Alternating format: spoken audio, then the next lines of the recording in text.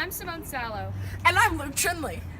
and we're here to talk about social empowerment and leaders for Dr. DeMode's 6th period language arts class. We'll start with what we've learned and what we can conclude from the text we read, or read. Luke. We're done.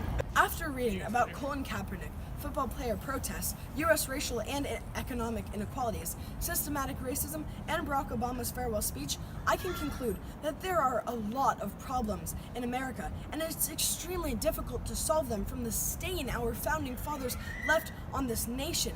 From slavery, After I read about Colin Kaepernick, football player protest, U.S. racial and economic inequalities, systemic racism, and Barack Obama's farewell speech, I have learned how people of color have certain disadvantages than people who are white. These disadvantages are ingrained into our society and difficult to get rid of without retaliation from others. I concluded that we seriously need to change the American society to fix these problems indefinitely. What can be done to improve the relationship between police officers and their communities? Well, that's a wonderful question. And as you'll see, I think a big way that it can happen is them becoming more human. You know, a big part of the disconnect between officers and their communities is that they're not relatable, as well as they are associated with tickets and being arrested, both things no one wants to happen to them.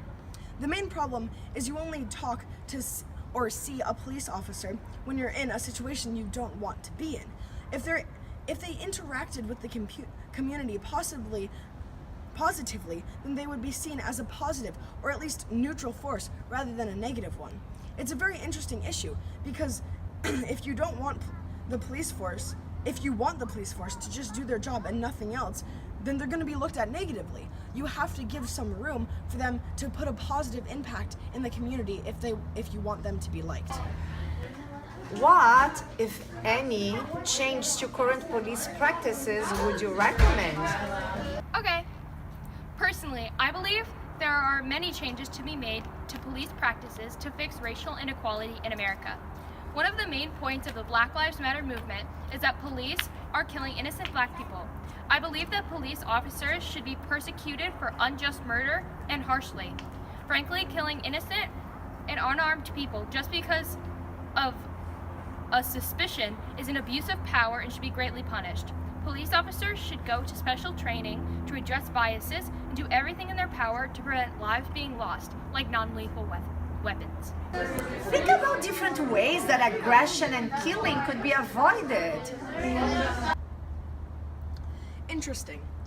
The most simple way to avoid murder would be to take away guns from police officers. However, this would dramatically decrease fear, and crime would certainly increase.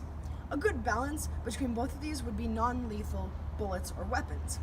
There are multiple versions of these bullets. However, the two most plausible ones would be rubber bullets, where it's a normal gun to cause fear and a normal bullet casing, except for instead of a lead bullet, it's a very dense rubber one that will certainly stop a criminal, however will not kill them. You can load multiple rubber bullets and then some real ones in case the only option is murder and you have to kill them. Because, of course, that is something we want them to be able to do. We just don't want them doing it wrongly. The other option is a slightly more dangerous, as it can break your ribs, but still won't kill you. This is a pretty decently sized metal ball that attaches to the front of your gun and will propel at high speeds and then allow you to have real bullets in case you need to use them. Although one problem with this is that many officers are trained to double tap the trigger, and if they did this from muscle memory, then they would certainly kill the target. Invent a society in which every individual would genuinely be respected and appreciated. Thank you. A society in which every individual would be genuinely respected and appreciated would be one where since birth, people were told to love each other, even for their differences. No intolerance would require special classes and lessons in school about the struggles people have faced and what we cannot repeat. Yes, there would have to be some outliers, but teaching people that it is unacceptable to discriminate and people in power setting a good example would make everyone accept each other for who they are.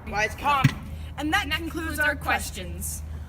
What you should take away from this project is that even though there are a lot of things that America needs to improve on, We have come so far from 200 years ago, and we need to continue that progress into the future. As former President Barack Obama said, yes, we can. Yes, we did. Yes, we can.